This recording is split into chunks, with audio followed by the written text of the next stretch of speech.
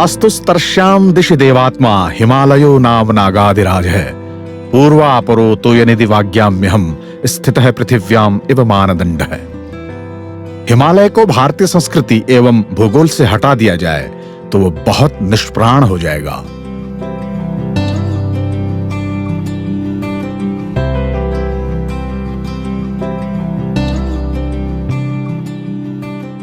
हिमालय हमारा प्रहरी है, इस देवभूमि का रक्षक है, रत्नों की खान है। हिमालय विधाता है और संस्कृति का मेरुदंड है। संस्कृतिविदों ने और भूगोलविदों ने हिमालय को संबोधित करते हुए कहा है कि हे हिमालय, तू तो हिंदुस्तान देश की प्राचीर है। आकाश झुककर तुझे प्रणाम करता है। तुझमें प्राचीनता के कारण कुछ भी जर्जर चिन्ह तक नहीं दिखाई देते। तू तो सुबह और शाम के चक्र के मध्य का एक तरुण है।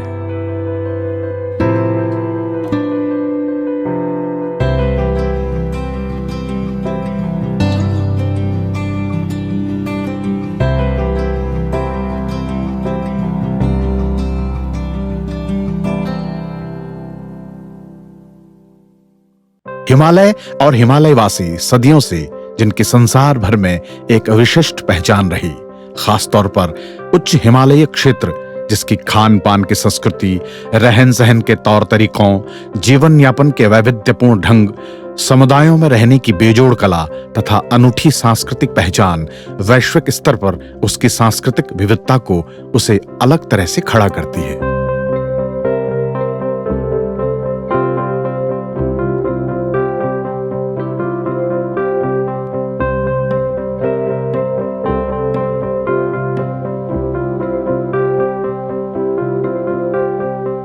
गढ़वाल हिमालय क्षेत्र बहुत व्यापक स्तर पर फैला हुआ है, जिसकी अपनी भौगोलिक और ऐतिहासिक विविधता है, जिसके बारे में यह भी कहा गया है कि कोस कोस पर पानी बदले, मील मील पर भाषा।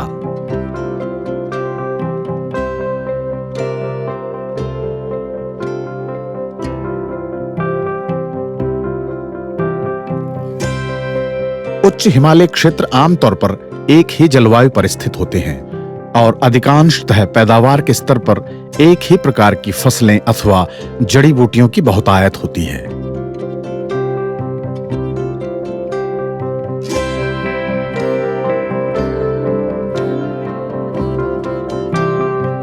इस अवधारणा को जमीनी स्तर पर सफल और कारगर बनाने के उद्देश्य से गढ़वाल क्षेत्र में हेमवती नंदन बहुगुणा गढ़वाल विश्वविद्यालय के अधीन प्रोफेसर आदित्य नारायण पुरोहित के भगीरथ प्रयासों से विश्वविद्यालय के अधीन एक पृथक विज्ञान की शाखा HAPPRC high altitude plant physiology research centre अर्थात उच्च शिखरीय पादप कार्य की शोध केंद्र की स्थापना की गई। बेसिकली जब मैं यूनिवर्सिटी में आया तो भट्ट साहब उसमें वाइस चांसलर थे, तो उनका ये था कि भाई यहाँ के इलाके के हिसाब से कोई चीज़ ऐसी शुरू की जाए रिसर्च में जो कि इलाके के लिए फ़ायदा हो और ये यूनिक हो, जो कि और जगह नहीं हो रहा।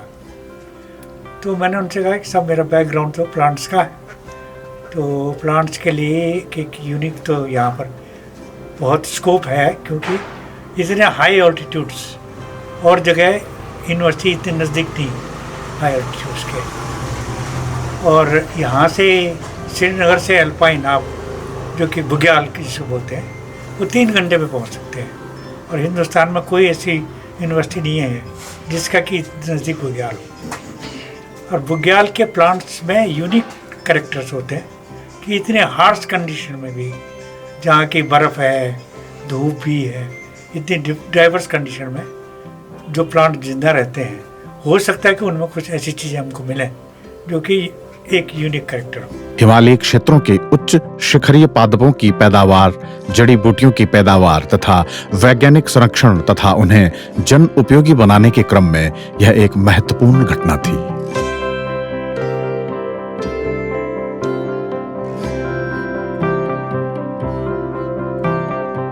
जिस प्रकार हिमालय अपने विभिन्न जलवायु, विभिन्न फसलों और विभिन्न उत्पादों के तौर पर वैश्विक रूप से प्रख्यात है, उसी प्रकार से यह क्षेत्र अपने विभिन्न जड़ी बूटियों और वन औषधियों के लिए भी प्रमुख रूप से जाना जाता है। हिमालय क्षेत्रों में इन्हीं वन औषधियों और जड़ी बूटियों के पारंपरिक ज्ञान के विस्तारण के साथ साथ उसे वैज्ञानिक तरीकों से वर्तमान की युवा पीढ़ी तक उसका अकादमिक स्तर पर व्यवहार में लाना, समाजोपयोगी बनाना तथा सबसे महत्वपूर्ण यह कि ग्रामीणों और किसानों को उस ज्ञान के जरिए जीविकोपार्जन का माध्यम बनाना आज के समय की सबसे बड़ी जरूरत थी। HAPPRC ने इन सभी जरूरतों को महसूस करते हुए प्रायोगिक रूप से बेहद धरातलीय स्तर पर अपने कार्य की शुरुआत की। वर्ष 1988 के बाद संस्थान का मुख्य कार्य प्रारंभ हुआ, जिसमें उच्च हिमालय क्षेत्रों में उपलब्ध वन औषधियों, जड़ी बूटियों का वैज्ञानिक विधियों से संरक्षण, संवर्धन एवं उनका दोहन कर उन्हें जीविकोपार्जन का साधन बनाना था। बढ़ती हुई आवश्यकताएं और समय की मांग के कारण हिमालय क्षेत्रों में अवैध दोहन और दुर्लभ प्राय औषधियों के विलुप्त होने के रोकने के लिए HAPPRC ने पहली बार पूरे देश में संकटग्रस्त प्रजाति का पहला मॉडल चमोली जिले के घेस गांव को बनाया, जो आज न केवल प्रदेश अपितु पूरे देश के लिए एक रोल मॉडल बना हुआ है। ऐसे ही नए मॉडलों को हर जिले में स्थापित करने के लिए NMHS के कार्यकारिणी टीम में प्रत्येक उच्च शिखरीय गांवों में 2016 से 2019 तक निरंतर सर्वे किया गया। चयनित क्षेत्रों की ऊंचाई, दिशाओं, वृक्षों आदि के आधार पर चयन किया जाता है और विभिन्न बैठकों में जो मुख्यतः जुलाई या अगस्त तक संपन्न होती हैं, उनमें कृषकों को विभिन्न तकनीकी ज्ञान एवं औषधियों से जुड़ी समस्याओं का निदान किया जाता है। यहाँ निशुल्क औषधीय पौध वितरण की भी व्यवस्था की जाती है। साथ ही साथ समय समय पर श्रीनगर के HAPPRC के मुख्यालय में हर वर्ष होने वाली कॉन्फ्रेंस, कार्यशालाएं आदि होती रही हैं। इसके अलावा संस्थान न केवल कृषकों को पौध एवं तकनीकी ज्ञान देता है, बल्कि उनके खेतों से निकले उत्पादों, कच्चे माल का व्यवस्थित MOU करके उन्हें खरीदारी में भी शामिल करता है, जो उनके जीविकोपार्जन के क्षेत्र के लिए बहुत बड़ा कदम माना जाता है। HAPPRC के कार्य विस्तारण क्षेत्र की यदि बात करें तो बहुत विधिवत और वैज्ञानिक तरीकों से काम की शुरुआत की गई, जिनमें कार्य की विशिष्ट पहचान तथा उसे पृथक्करण करना, इच्छित प्रकार का गुणन करना, बीज उत्पादन एकत्रीकरण तथा संग्रहण करना, पौधशाला तकनीकी का मानकीकरण करना, अभ्यास पैकेजों का विकास करना, पादपों के कृषिकरण एवं संरक्षण पर शोध तथा प्रशिक्षण करना।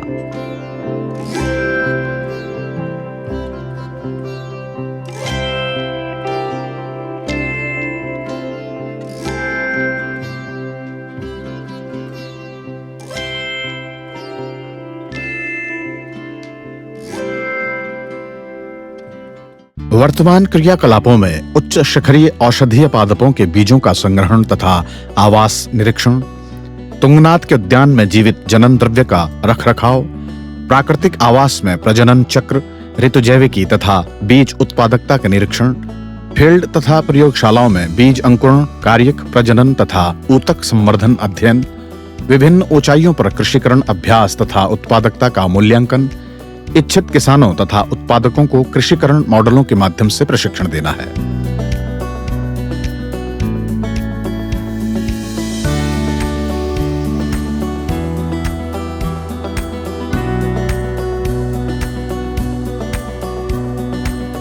वर्तमान में शिक्षा, शोध, प्रशिक्षण, प्रदर्शन तथा विस्तारण के माध्यम से कार्यक्रम किए जाते रहे हैं। इस संस्थान में अपना एक लंबा अनुभव रखने वाले और संस्थान के निदेशक प्रोफेसर AR नौटियाल जी से जब हमने बातचीत की तो उन्होंने कई वैज्ञानिक पक्षों पर हमें बहुत सी जानकारियां दी।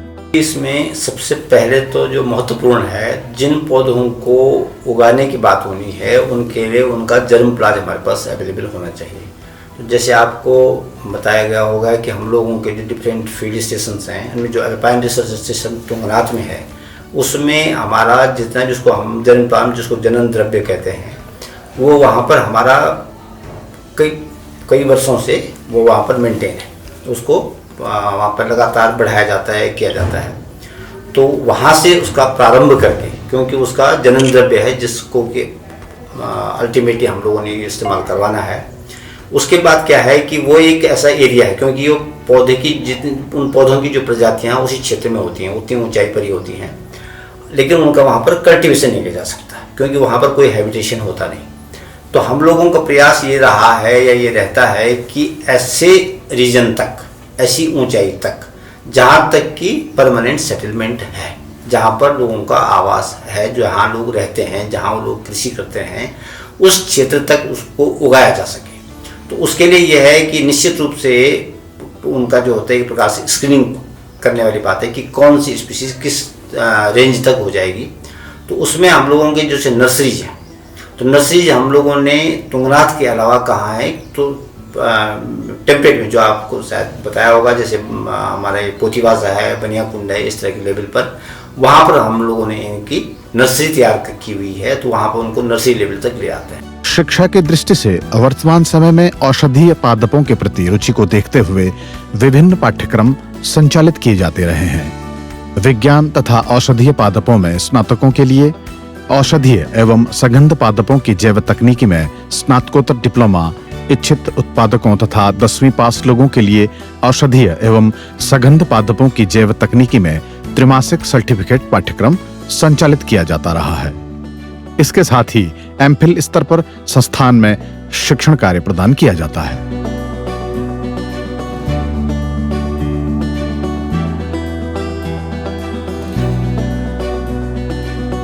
शोध क्षेत्र में औषधीय पादपों पर केंद्रित कार्य विशिष्ट की जनसंख्या अध्ययन, प्रजातियों में आनुवंशिक विभिन्नता का अध्ययन, पारंपरिक तथा गैर पारंपरिक विधियों द्वारा प्रजातियों के गुणन के लिए तकनीकी विकसित करना, पादपों की जैव रासायनिकी का अध्ययन, हार्वेस्ट इंडेक्शन के निर्धारण हेतु जैव उत्पादकता का तुंगता के आधार पर परीक्षण तथा इन पादपों के बड़े पैमाने पर कृषिकरण के लिए कृषि तकनीकी विकसित करना है।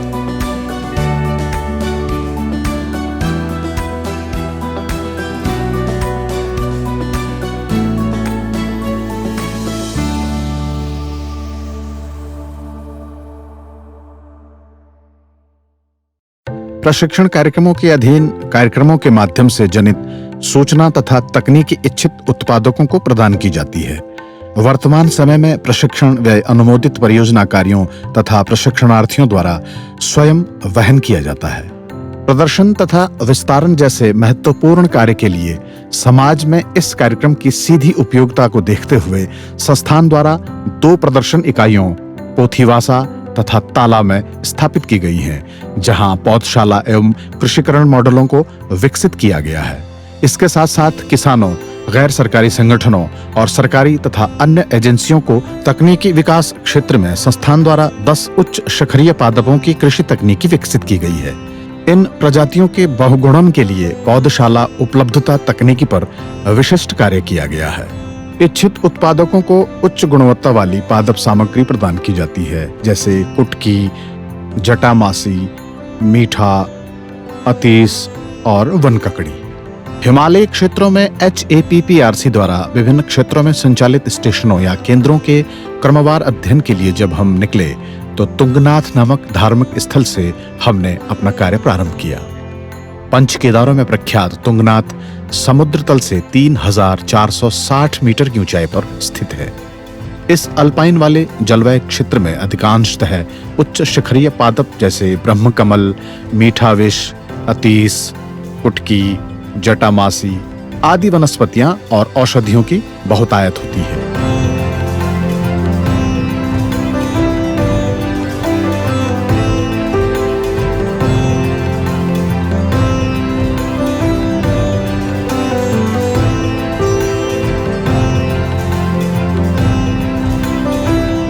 इन्हीं संभावनाओं के चलते विभाग द्वारा अल्पाइन फील्ड स्टेशन की शुरुआत की गई। इस स्टेशन पर अपने शुरुआती दौर से अब तक निरंतर जटामासी, अतीस, चोरू, कुटकी, ब्रह्मकमल आदि प्रजातियां प्रमुख रूप से उत्पादित की जाती रही हैं। फ्यूचर के लिए मेरा तो हर एक जो हिमालयन स्टेट्स में जो यूनिवर्सिटीज बना रहे हैं या बनी हुई हैं, उनका पहला उद्देश्य होना चाहिए कि यहाँ की यूनिक चीज़ पर काम करें बजाय ट्रेडिशनल रिसर्च करने के लिए, और उसी उद्देश्य से ये सेंटर बना था।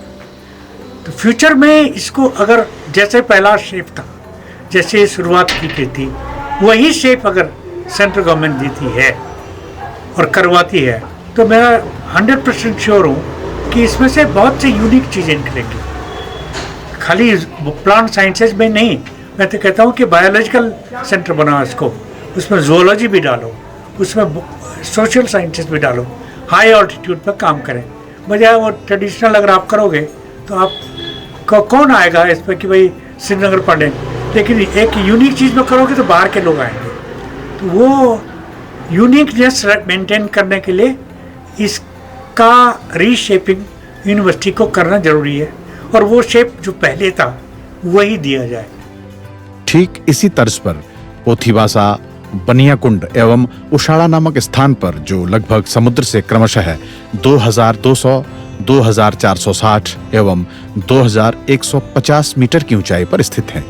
इन स्थानों पर भी मुख्यतः अतीस, कुटकी, चोरू, मीठा, सतुआ, नागछत्री, वन ककड़ी आदि की बहुतायत है। चमोली जिले के सितेल नामक स्थान पर उच्च शिखरीय पादपी उत्पादकता की दृष्टि से जटामासी और कुटकी की पैदावार है। इन्हीं क्षेत्रों में सिलबोड़ी, भैंसवाड़ा के काश्तकारों की कड़ी मेहनत के बाद तथा HAPPRC की तकनीकी मदद के फलस्वरूप इन फसलों का बाजारीकरण संभव हो पाया है, जिनमें कुटकी, चोरू आदि के द्वारा खुद को समृद्ध बनाया गया है। काश्तकारों की इस सफलता पर जब उनसे बातचीत की गई तो परिणाम आश्चर्यजनक से बहुत सुखद मिले। 2005 से हमारे यहाँ ये कुटकी का उत्पादन हुआ फर्स्ट, और उसके बाद 30 का हुआ, उसके बाद जटामासी का हुआ, और इसकी मार्केटिंग भी करते हैं हम लोग, यहाँ से दिखाते हैं हम लोग। फायदा तो फायदा ही है, थोड़ी बहुत जो ज्यादा कर मात्रा में कर रहा है वो अपने अपने हिसाब से काम कर रहे हैं वो लोग, किसी का ज्यादा है किसी का कम है, सब किसानों को बढ़िया फायदा हो रहा है। बहुत सारे किसान बोलते हैं, बहुत सारे लोग बोलते हैं कि जटामासी हमारी इधर हो ही नहीं सकती। मैं कई लोगों से बात करता हूँ कि जटामासी नहीं हो सकती यहाँ पर हमने देखा है कि हाईब्रेक से मैं श्रीनगर से बीज लाया था 100 ग्राम।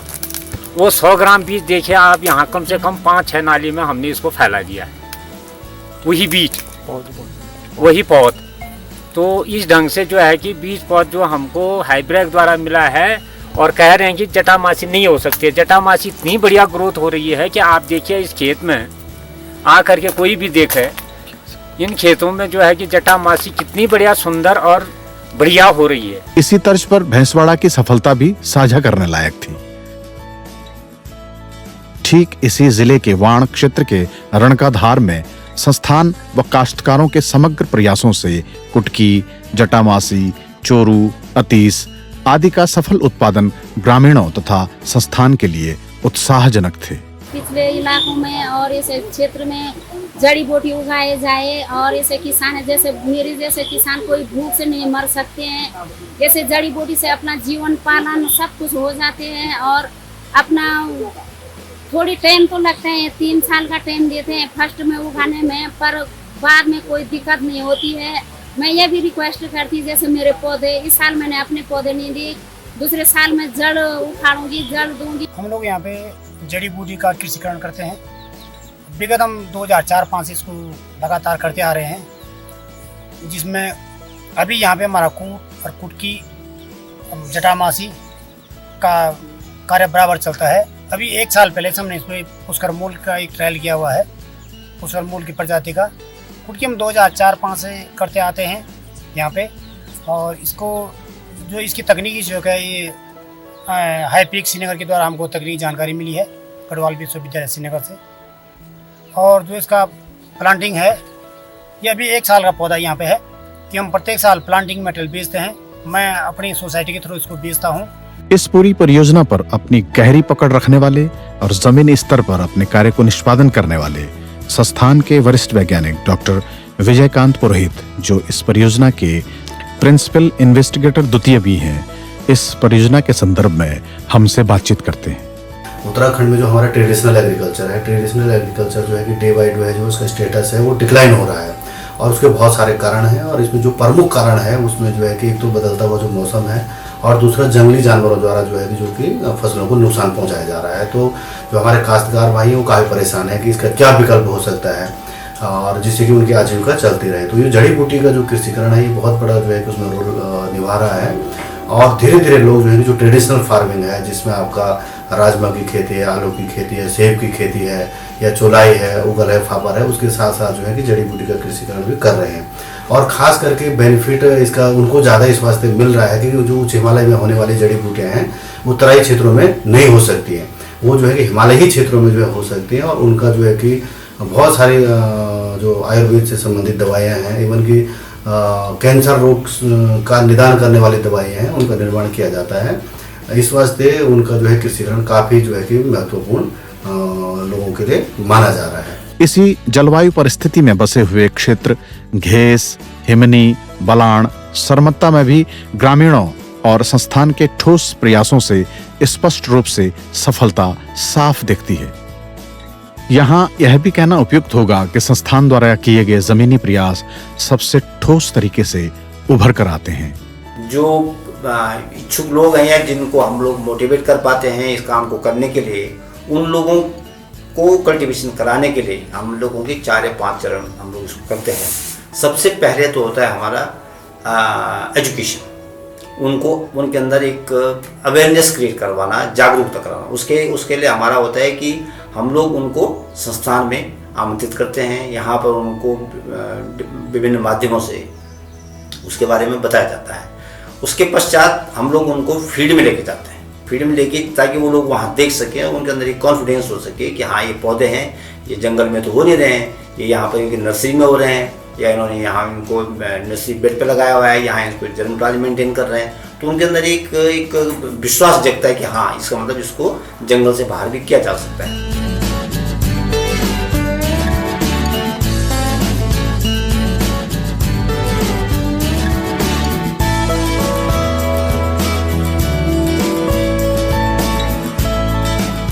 यह स्थान जो लगभग 1 हेक्टेयर क्षेत्रफल से अधिक में फैला हुआ है, जहां कुटकी, जटामासी, अतीस, चोरू, सतवा आदि प्रमुख रूप से उगाया जा रहा है।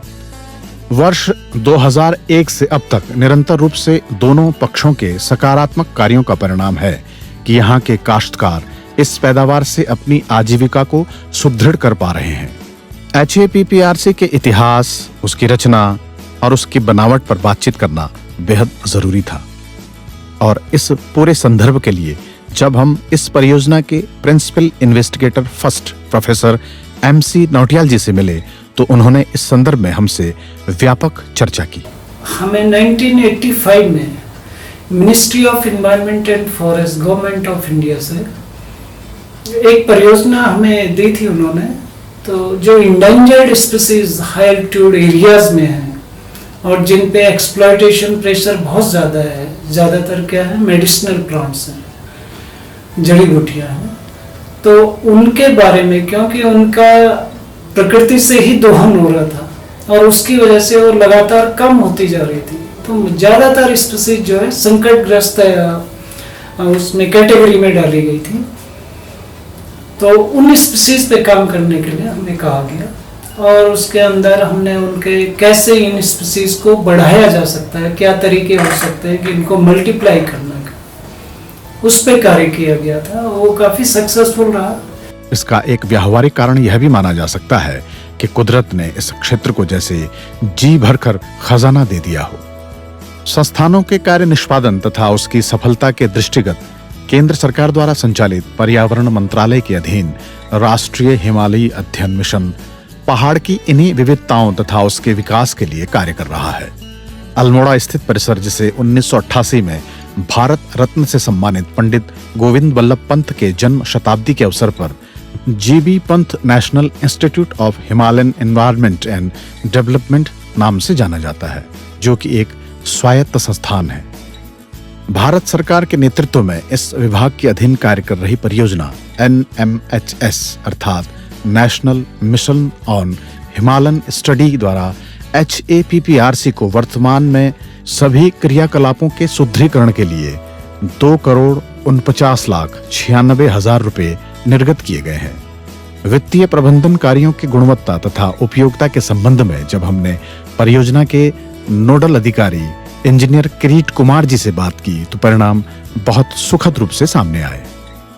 उसका शुरुआत घोषणा तो 2014-15 में हुई थी, पर शुरुआत इसकी 15-16 से हुई और ये इसकी वर्तमान इसकी पिछली सरकार की एक बड़ी फ्लैगशिप स्कीम है फॉर हिमालयन रीजन, क्योंकि इसका फोकस हिमालय है और इसका मुख्य उद्देश्य यही है कि हिमालय का जो सतत विकास, सस्टेनेबल डेवलपमेंट इंश्योर करने के लिए पॉलिसी बने और ऐसे आपको उपचार उपलब्ध हो, ऐसी टेक्नोलॉजी उपलब्ध हो जिससे कि यहाँ लोगों को फायदा हो सके।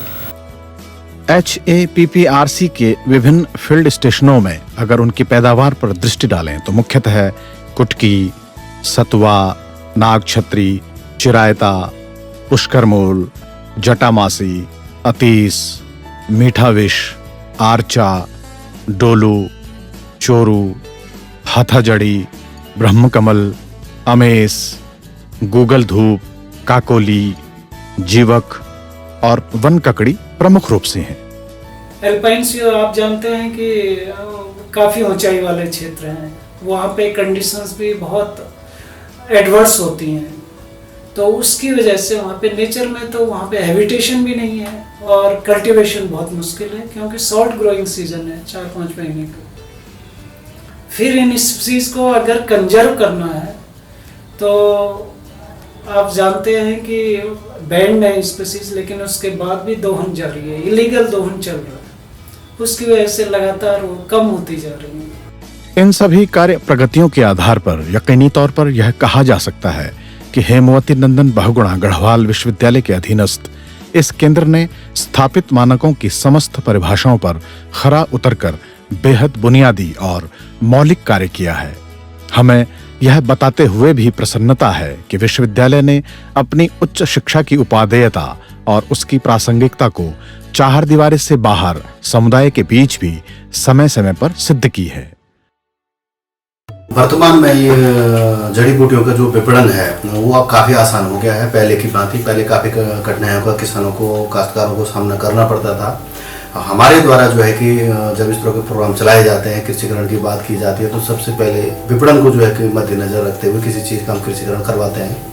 और कृषिकरण करने से पहले, फॉर एग्जाम्पल हम कुटकी का कृषिकरण करा रहे हैं या जटामासी का कृषिकरण करा रहे हैं, तो उससे पहले हम जो उसकी बाजार में जो है कि मांग देख लेते हैं और कंपनियों से बात कर लेते हैं कि भाई आपके वहाँ इसकी डिमांड है या नहीं है। तो बहुत सारी कंपनियां हैं जो हमको डिमांड करती हैं और उनकी और किसानों की हम क्या कराते हैं, मीटिंग्स कराते हैं। अपने सेंटर में बुला करके या गांव में कोई प्रोग्राम करते हैं, वहाँ पर उनको बुला करके उनकी मीटिंग्स कराते हैं और एक बाई बैक टाइप का जो है कि कर लेते हैं कि भाई अगर आपके पास इसका उत्पादन होता है, फॉर एग्जाम्पल कुटकी का, जटामासी का, कूट का अगर उत्पादन होता है तो खरीदारी जो है कि हम करेंगे।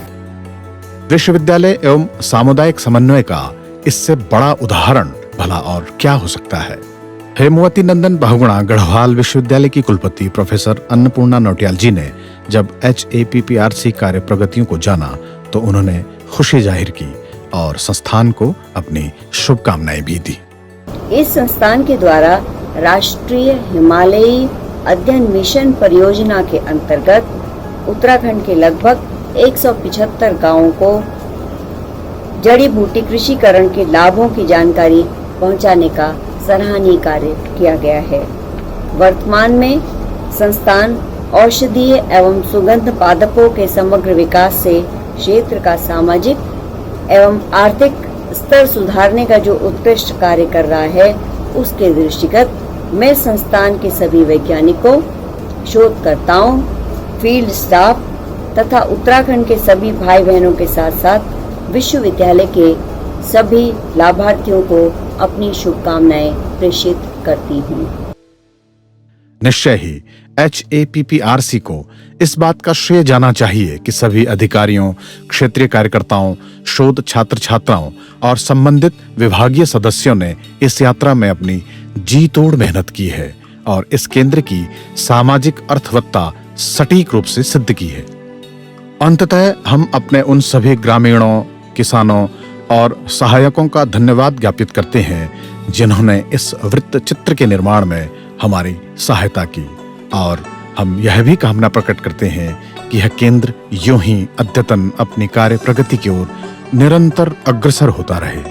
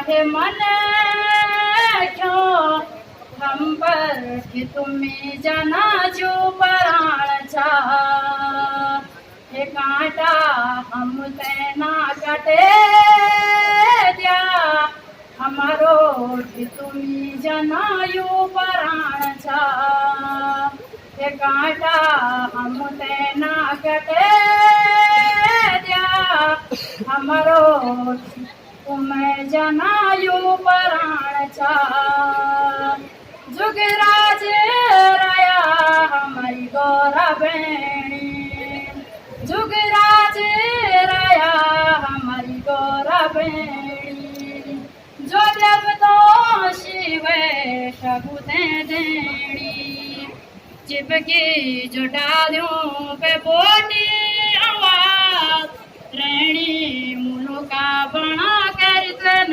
जगवा चिपकी जो डालियों पे बोटी आवाज रेणी मुनो का बना